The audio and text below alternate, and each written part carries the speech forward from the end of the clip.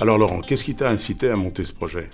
L'idée est venue en fait de l'époque où je travaillais chez McKinsey, où sur 2 ou 3 dossiers, j'ai pu constater à quel point le consumérisme était bloqué en France. Le consommateur est vraiment la dernière roue du carrosse par rapport à d'autres pays comme les États-Unis par exemple, où des associations puissantes le représentent, des hommes charismatiques parlent pour lui, d'un point de vue presque politique. Et j'ai toujours rêvé d'essayer de reproduire un mouvement des consommateurs un peu comme ça en France, sans en avoir l'opportunité jusque-là. Alors pourquoi maintenant? Parce qu'il y a 2 événements qui ont changé la donne.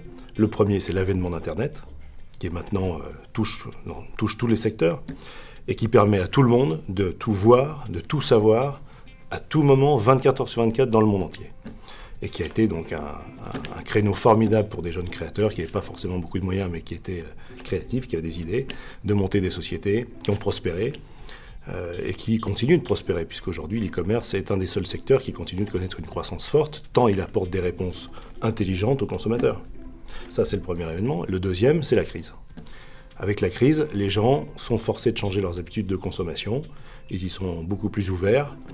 Ça, c'est côté consommateur. Et côté producteur, il faut trouver des nouveaux débouchés. Internet en est. Donc j'avais tous les éléments, l'idée, l'outil et le contexte pour monter le projet. Alors puisque tu reconnais toi-même qu'il y a des sites sur Internet très performants, qu'est-ce que tu apportes de plus?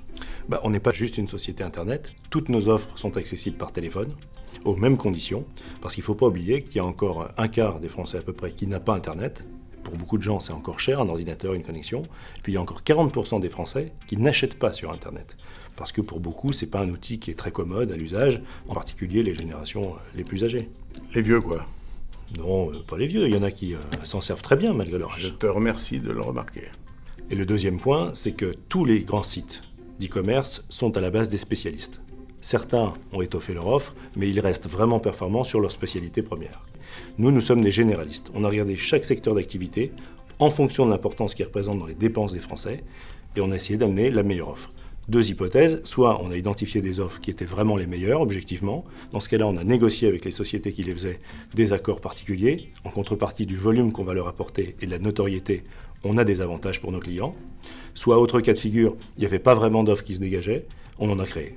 Alors tu peux garantir que toutes les offres qui seront faites seront toujours, dans tous les cas, quel que soit le secteur, la meilleure?